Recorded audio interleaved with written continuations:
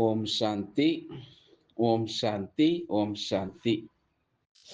நாம் தொடர்ச்சியாக பாக்கிய விதாதாவிலிருந்து ஒவ்வொரு மகான் ஆத்மாவும் சரி, அழகாக பாபாவுடன், மம்மாவுடன், சிவபாபாவுடன் ஏற்பட்ட அனுபவத்தினை நம்மிடம் இந்த பாக்கிய விதாதம் மூலமாக சொல்லிக் கொண்டு வருகின்றார்கள். உண்மையில அவர்கள் சொல்லக்கூடிய அந்த அனுபவத்தை கேட்க கேட்க, இன்னும் சொல்லவில்லையே, இன்னும் சொல்லவில்லை அப்படிதான் எனக்கு அப்படி தோணுது. அந்த அனுபவம் அவ்வளோ இருக்குது. நம்மளால இப்ப சூட்சுமா தான் அனுபவம் செய்ய முடியுது. ஆனாக்க ஸ்தூலமாக அவர்கள் எல்லோரும் அனுபவம் செய்திருக்கின்றார்கள். அதனால அவர்கள் சொல்வதாக கேட்டு நம்ம பரமாத்மாவுடைய அன்பை நம்ம அனுபவம் செய்யலாம் அப்படின்று ஒரு நல்ல எண்ணத்தின் காரணமாக நாம் பாக்கிய விதாதிலிருந்து போட்டுக்கொண்டு வருகின்றோம். அந்த வகையில நேற்று கூட நாம் பார்த்தோம். புருகான்பூரிலிருந்து மகாராஷ்டிரா அங்க இருக்கிறது பிக்கு, அதாவது பிரம்மகுமாரி சுதா சகோதரி, அதாவது தீதி அவர்கள் நேத்து பாபாவுடன் ஏற்பட்ட அனுபவத்தை சொல்லியிருந்தார்கள். இன்றைக்கு மம்மாவுடன் ஏற்பட்ட அனுபவத்தினை நாம் பார்க்கலாம் இன்று. சொல்கின்றார், நான் அமிர்தசரில் இருக்கும் பொழுது, அதாவது பஞ்சாப்ல முழுமையாக தர்ம வழியில் வாழக்கூடிய அந்த குடும்பத்தில் நான் பிறந்தேன். நான் கிட்டத்தட்ட 8 வயது இருக்கும் பொழுதே ஞானம் கிடைத்து பெற்றேன். இந்த பிரம்மகுமாரிகள் ஈஸ்வரிய விஸ்வவித்யாலயத்தினுடைய ஞானத்தை. அன்றைய நாளிலிருந்து அநேக விதமாக எனக்கு சாட்சாத்காரங்கள் கிடைத்து வந்தன. குழந்தை பருவம் முதலாகவே நான் பாபாவின் மீதும் சரி, இந்த யக்ஞத்தின் மீதும் சரி மிகுந்த அன்பு வைத்திருந்தேன். இந்த யக்ஞத்திலிருந்து சிறிய சிறிய பரிசு பொருட்கள் எனக்கு அனுப்பி வைப்பார்கள். அப்போ நானும் சரி அன்புடன் மம்மாவிற்கு, பாபாவிற்கு சரி கடிதம் எழுதுவேன். அதேபோல அந்த கடிதத்திற்கு பதிலாக மம்மாவும் சரி, பாபாவும் சரி மிகவும் அன்புடன் நினைவுகளும் சரி எனக்கு பரிசுகளை அனுப்பி வைப்பார்கள். அப்படி என்று அழகாக தன்னுடைய இளமை கால அனுபவத்தினை சொல்லிக் கொண்டு வருகிறார் பிரம்மகுமாரி சுதா தீதி அவர்கள். அவர்கள் சொல்வார்கள், யார் இந்த குழந்தை அப்படின்ட்டு. பாபாவை பார்க்காமலேயே இவ்வளவு அன்பு வைத்து உள்ளது அப்படின்று. நான் மதுபன் புனித பூமிக்கு செல்லும் அந்த நாள் வந்தது. அப்போ பாபா மம்மாவை சந்தித்தேன். நான் திருஷ்டி பெறுகின்ற பொழுது தியானத்தில் நான் சென்று விடுவேன். திருஷ்டி அப்படி என்று என்ன? நேருக்கு நேராக தன்னுடைய 3வது கண் மூலமாக ஆத்மா, ஆத்மா அப்படின்னு பார்க்கக்கூடிய அந்த தெய்வீக பார்வைதான் திருஷ்டி அப்படின்னு அழைக்கப்படுகிறது. பிறகு பாபா சொன்னார். என்ன சொன்னார்? கல்பத்திற்கு முன்பு வந்த அதே குழந்தை பாபாவிடம் வந்து விட்டது அப்படி என்று. பிறகு மம்மாவை பார்த்த கணமே அவருடைய அந்த தேஜஸ், அவருடைய சக்தி சொரூபம் சரி, முழுமையாக நிறைந்த தாயாக அந்த அன்பு என்னை கவர்ந்தது. மம்மா அவர்கள் அந்த தூய்மையினுடைய மூர்த்தியாக இருந்தார். அது மட்டுமா? அவருடைய அழகு, அவருடைய கம்பீரம், அவருடைய பாபாவுடைய ஒவ்வொரு அடியும் பின்பற்றி வரக்கூடிய சிங்க வாகனமுடைய சக்தியாக தோன்றினார் அப்படின்று அழகாக சொல்லிக் கொண்டு வருகின்றார். பாருங்கள், பக்தி மார்க்கத்தில் நாம் துர்கா அந்த துதி பாடல்களை பாடி வந்தோம். அந்த நவராத்திரி நன்னாளில் 9 நாள் விரதம் இருந்தோம். அது மட்டுமா? மம்மா எப்பொழுதுமே எனக்கு அந்த துர்காகவே காட்சியளித்தார். காட்சி அளித்தார் அப்படின்னு சொல்கின்றார் அத்தாரிட்டியாக. மம்மா அவர்கள் எப்பொழுதுமே என்னில் சக்தியை நிரப்பியிருந்தார். என்னுடைய லௌகீக மாமா அவர்களுடைய அழைப்பின்படி மம்மா டில்லி வந்திருந்த பொழுது, அவருடன் இருப்பதற்கான அந்த சௌபாக்கியம் எனக்கு கிடைத்தது அப்படின்னு சொல்லிக் கொண்டு வருகின்றார்.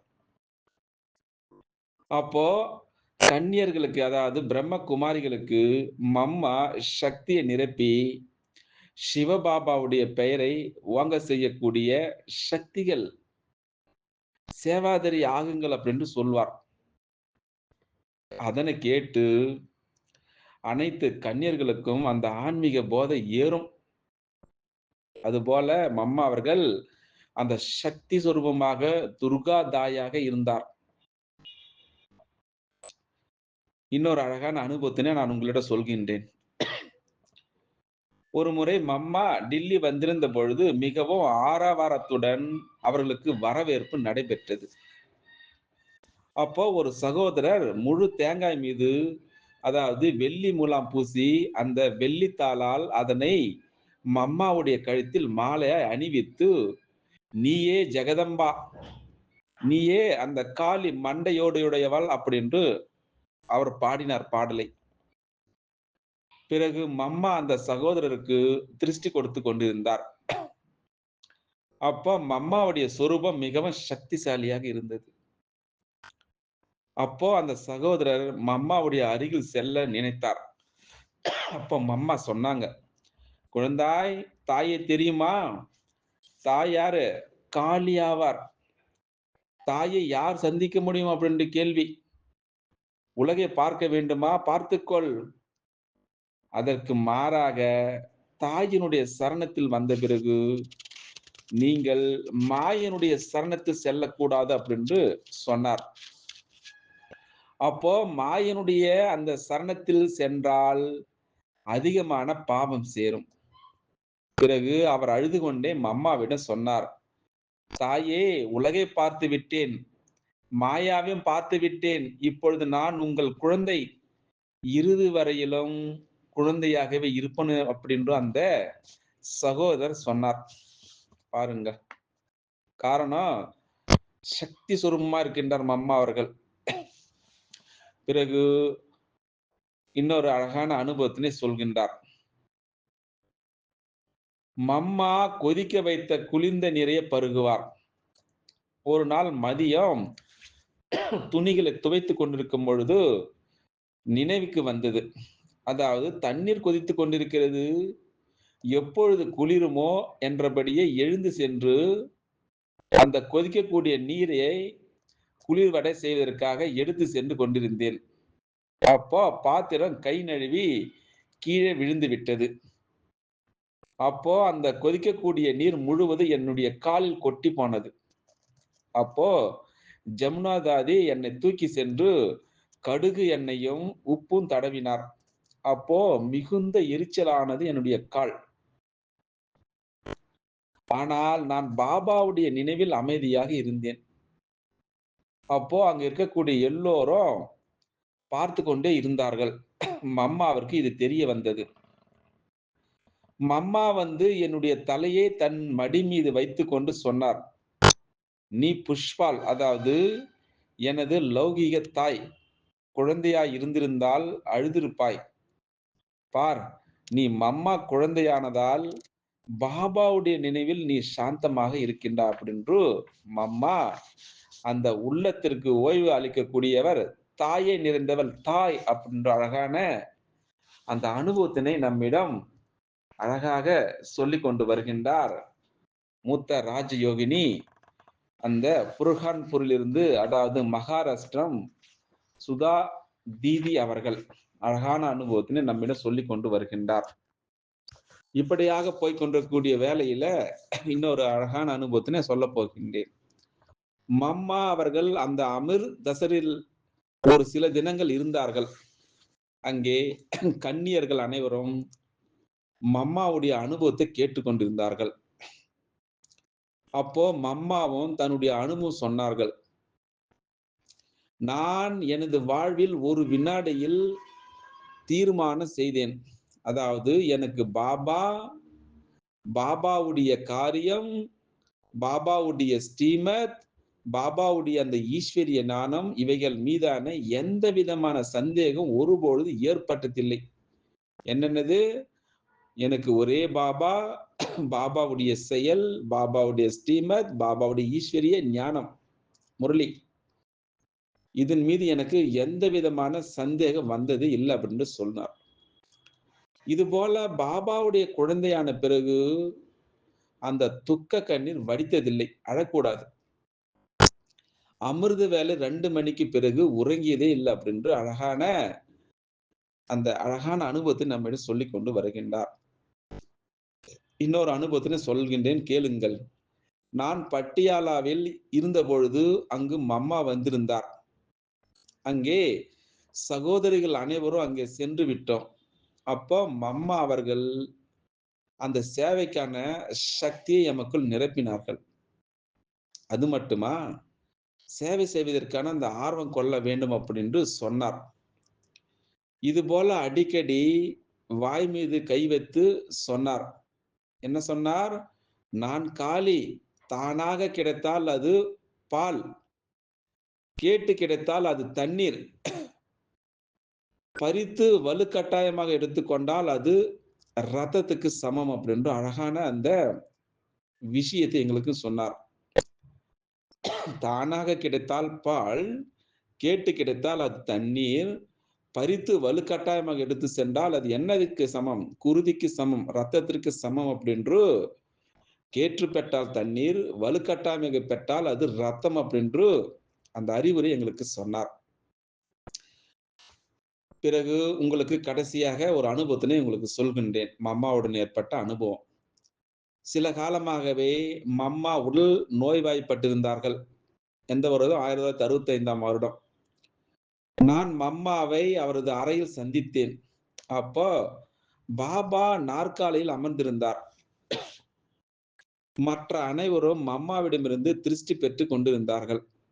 அப்போ மம்மாவிற்கு அவ்வளவு உடல் வேதனை இருந்த பொழுதும் சிரித்த முகத்துடன் அனைவருக்கும் மாம்பழம் கொடுத்து கொண்டிருந்தார். நான் மதுபனிலிருந்து திரும்பி வந்துவிட்டேன். பிறகு அன்று எனக்கு மிக காய்ச்சல் வந்துவிட்டது. கிட்டத்தட்ட இரவு 3 மணிக்கு உறக்கத்தில் நான் அதாவது அலுவலகத்திற்கு வெளியில் மம்மா பாபாவிடமிருந்து திருஷ்டி பெற்றுக் கொண்டிருப்பதாகவும் அந்த கண்களில் அன்பு கண்ணீருடன் சந்திப்பதாகவும் கண்டேன் காட்சியை. பிறகு நான் வகுப்பிலும் அனைவருக்கும் மம்மாவை சந்திக்க மதுபன் செல்வதாக சொன்னேன். அப்போ மாலையில தொலைபேசி மூலமாக செய்தி வருகிறது. என்ன செய்தி? மம்மா அவ்யக்தமாகி விட்டார் அப்படின்று. அதாவது சரீரம் விட்டு விட்டார் அப்படின்று. அதாவது மம்மா முழுமையாக சரீரத்தை விடுவதற்கு முன்னதாகவே சிலருக்கு அவ்யக்த ரூபத்தில் சந்திப்பு கிடைத்திருக்கிறது. சிலர் மம்மாவை பறந்து செல்வதாக கண்டிருக்கின்றார்கள். சிலருக்கு ஜெகதாம்பாவுடைய மூர்த்தியில் அந்த வெண்ணிற ஆடையும் சரி, அந்த அவிழ்ந்த முடியிலும் சரி சாட்சாத்காரம் கிடைத்திருக்கிறது. அதே போல அது மட்டுமா பக்தர்களுக்கும் சாட்சாத்காரம் செய்வித்திருக்கிறார். இது போல குழந்தைகளையும் சந்தித்து விட்டு வதனத்தை சென்றடைந்தார் அப்படின்று புர்ஹான்பூரிலிருந்து நம்முடைய ஆன்மீக ராஜயோகினி பிகு பிரம்மகுமாரி சுதா தீதி அவர்கள் மம்மாவுடன் ஏற்பட்ட அனுபவத்தினை அழகாக நம்மிடம் இவ்வளவு நேரமாக சொல்லி நம் பக்கத்திலே மம்மாவை அனுபவம் செய்து போல அந்த அனுபவத்தை நாம் கேட்டோம்.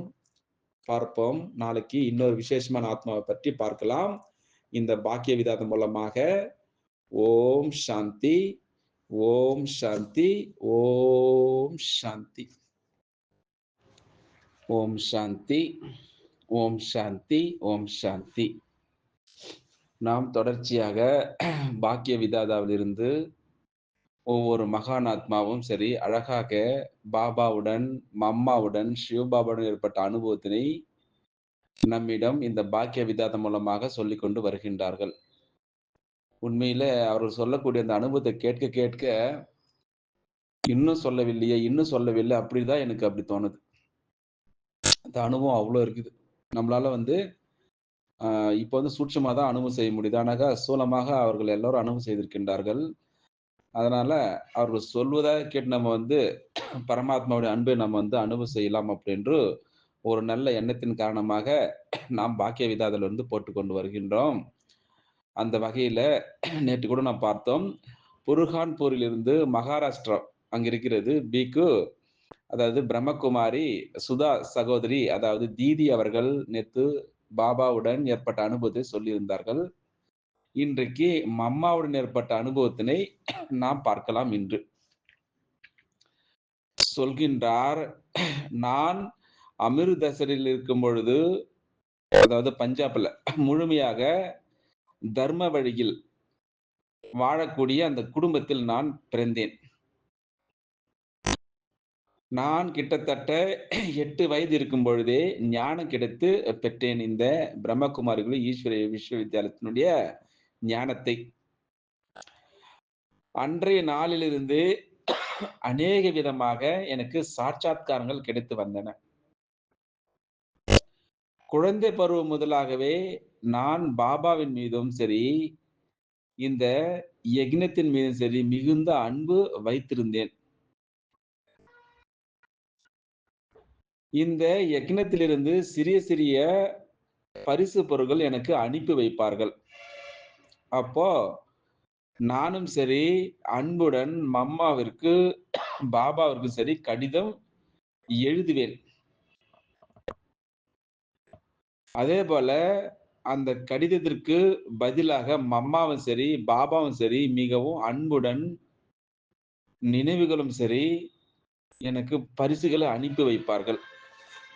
அப்படி என்று அழகாக தன்னுடைய இளமை கால அனுபவத்தினை சொல்லிக் கொண்டு வருகிறார் பிரம்மகுமாரி சுதா தீதி அவர்கள். அவர்கள் சொல்வார்கள், யார் இந்த குழந்தை அப்படின்ட்டு. பாபாவை பார்க்காமலேயே இவ்வளவு அன்பு வைத்து உள்ளது அப்படின்று. நான் மதுபன் புனித பூமிக்கு செல்லும் அந்த நாள் வந்தது. அப்போ பாபா மம்மாவை சந்தித்தேன். நான் திருஷ்டி பெறுகின்ற பொழுது தியானத்தில் நான் சென்று விடுவேன். திருஷ்டி அப்படி என்று என்ன? நேருக்கு நேராக தன்னுடைய 3வது கண் மூலமாக ஆத்மா, ஆத்மா அப்படி என்று பார்க்கக்கூடிய அந்த தெய்வீக பார்வைதான் திருஷ்டி அப்படின்னு அழைக்கப்படுகிறது. பிறகு பாபா சொன்னார்.